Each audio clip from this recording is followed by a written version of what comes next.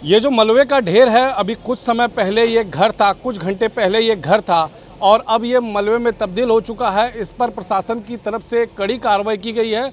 प्रशासन का कहना है कि न्यायालय में ये मामले विचाराधीन थे, लेकिन न्यायालय की तरफ से इनकी याचिका निरस्त कर दी गई है। इसके बाद से 9 घर जो हैं उनके खिलाफ प्रशासन की तरफ से कार्रवाई की गई है। मैं अपने कैमरामैन से कहूँगा तमाम लोगों को दिखा दें, तमाम लोग वो हैं जो कि इन घरों में रहते थे। चलिए कुछ लोग हैं हमारे साथ, उन लोगों से बातचीत कर लेते हैं और जानेंगे कि उनके घरों के खिलाफ प्रशासन की कार्रवाई की गई है। क्या कहना चाहेंगे? क्या नाम है आपका? मेरा नाम गणेश मिश्रा है। गणेश जी, ये बताइए कि आप लोगों के घरों को तोड़ा गया है, क्या कहना चाहेंगे? ये हम कहना चाहेंगे कि ये प्रशासन की और रोडवेज की दादागिरी है।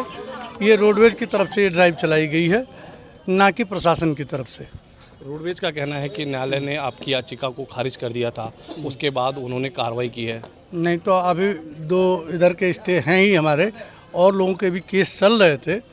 अभी नया केस दाखिल भी होना था और इतने समय से लोग रह रहे हैं। तो पहले भी इनकी बात आई थी, पहले भी ये 30-30 साल से लोग यहाँ, 50-50 साल से लोग यहाँ रह रहे हैं। हमारा बचपन बीता है यहाँ। कितने समय से आप लोग यहाँ रह रहे थे? हम हमारे फादर सन 71 में आ गए थे रोडवेज में, और मैं उस समय 1.25 साल का था। तब से हम यहाँ आकर के रहते थे और अनेकों बार लोग बसे। ये रोडवेज की नहीं थी, ये नुजुल लैंड थी। ये सन 2011 में रोडवेज को निगम को हस्तांतरित किया, लेकिन वहाँ के जो रहने वाले हैं वो तो नुजुल में रह रहे थे। अगर हस्तांतरित किया तो इनका पहले व्यवस्था करके करना चाहिए था। आज इनके बच्चे कहाँ जाएंगे और कहाँ रहेंगे? सिर छुपाने की जगह नहीं है जिनके पास। क्या आपकी किसी सत्ताधारी दल या विपक्ष के किसी नेता से बातचीत नहीं हुई थी इस विषय में? नहीं, किसी भी नेता, कोई नेता फ़ोन नहीं उठा रहा, ना कोई नेता बात करने को तैयार नहीं है। अच्छा, 9 घरों में अगर बात करें तो 9 घरों में कितने परिवार रहते थे, कितने लोग रहते थे यहाँ? 9 घरों में इनके घर में मुझे लग रहा है कि 5, 3, 8, 2, 7, 3, 10, 12 इधर, और इधर प्यारेलाल जी के यहाँ, इधर रोडवेज के। और इन्होंने क्या किया, रोडवेज की अगर ज़मीन होती तो रोडवेज ऐसे करके नहीं करता। जो जो उनके यहाँ कर्मचारी थे उनको रोडवेज ने ज़बरदस्ती, उन किसी का फंड रोक करके, किसी का कुछ रोक करके, एक कंडक्टर 2 लोगों को नौकरी से टर्मिनेट किया। उन पे दबाव बना कि आप यहाँ से छोड़िए, आप जाइए, और नहीं तो आपको हम नौकरी से हटा देंगे। उसमें ये 2 लोग हैं जिनका कोर्ट में चल रहा है और नौकरी से भी निकाल रखा है इनको। आपने कहा कि नजूल की जगह थी, नजूल की जगह के कुछ कागज हैं आप लोगों पे? हाँ, नजूल की जगह इसलिए हम कह रहे हैं नजूल की थी कि नजूल ने हमसे 1.25 लाख रुपए जमा करवाए थे, एक मकान। कितने समय पहले? 1,84,000। कितने समय पहले? वो हमारी आंटी जो थी इंदू श्रीवास्तव, उनके नाम का जमा हुआ, तो वो भी एक्सपायर हो गई, जबकि 1-2 पीढ़ी निकल गई उनकी, और उसके आज भी कागज हैं हाउस टैक्स के नाम पे नगर निगम ने। चलिए कुछ और लोग हैं, उन लोगों से भी बातचीत कर लेते हैं और जानेंगे उनका क्या कहना है, और उनके घर भी ध्वस्तीकरण किए गए हैं, उसको लेकर वो क्या कहना चाहेंगे। क्या नाम है आपका? मेरा नाम अतुल श्रीवास्तव है। ये बताइए कितने समय से आप लोग यहाँ रह रहे थे? मैं बाई बर्थ रह रहा हूँ। मेरे पापा सन 70 में यहाँ पे आ गए थे, 71 में। उसके बाद पापा रोडवेज में नौकरी करते थे। रिटायर होने के बाद भी हम लोग कंटिन्यू यहीं पर रह रहे हैं, और मेरा जन्म इसी जगह का है, यहीं पर मेरा जन्म हुआ है। और रोडवेज अपनी तानाशाही, अपनी बदमाशी के आधार पर ये ज़मीन हमसे खाली करवाई है, जबकि इस ज़मीन का नगर निगम द्वारा फ्री होल्ड का 1/4 पैसा जमा करवा रखी है हमसे। 1,84,000 रुपये हमसे जमा। कितने समय पहले आपने जमा किया था? ये लगभग हो गया 2012 या 11 के आसपास जमा हुआ था। मैं घर में उपस्थित नहीं था, मेरे अनुपस्थिति में ये सब कार्य किया गया है। बच्चों को ज़बरदस्ती बाहर निकाला गया है कि हम तोड़ेंगे। मैं घर में था नहीं, मैं अपनी ड्यूटी पे गया हुआ था। मैं तो आपने सुना कि इन लोगों में भारी आक्रोश है। चलिए कुछ और लोग हैं, उन लोगों से बातचीत कर लेते हैं और जानेंगे उनका क्या कहना है। उनके खिलाफ भी कार्रवाई की गई है, उसको लेकर वो क्या सोचते हैं। क्या नाम है आपका? मेरा नाम लाखन सिंह है, स्थानीय निवासी हूँ। लाखन सिंह जी, ये बताइए आप कितने समय से यहाँ रह रहे हैं? मैं यहाँ से पास में रह रहा हूँ, और 97 से।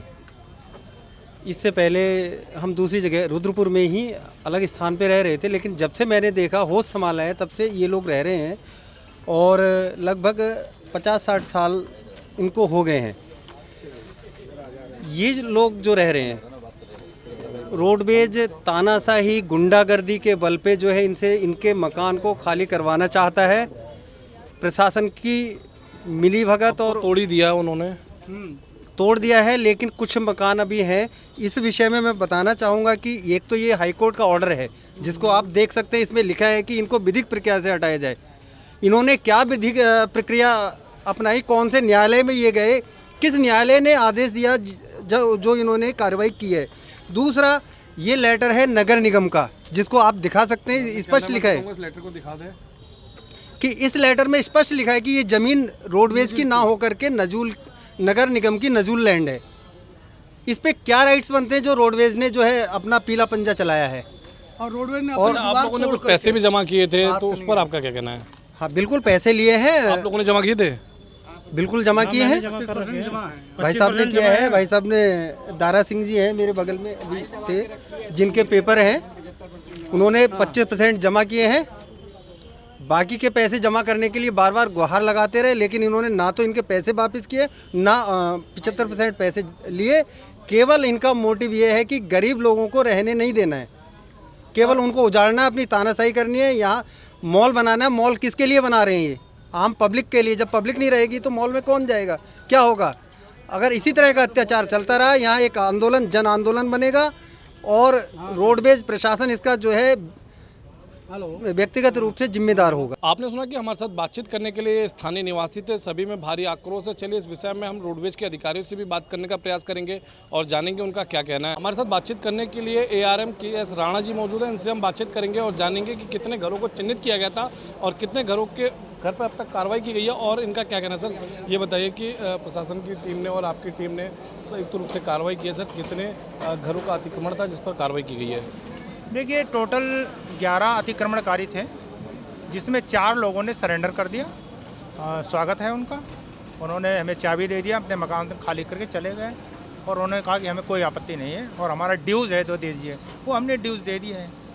बाकी रहे 4 और 7 11 5 लोगों का आज जो है यहाँ पर जो उन्होंने स्वेच्छा से कमरा खाली कर दिया।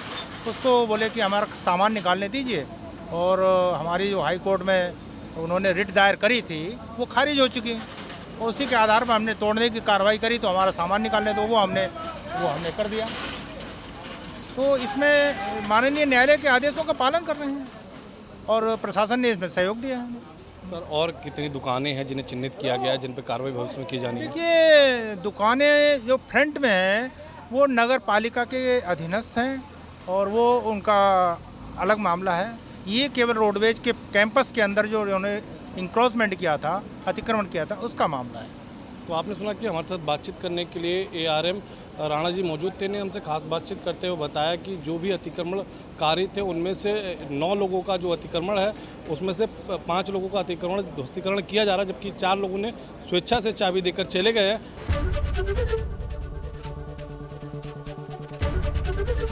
ABP गंगा, खबर आपकी, जुबान आपकी।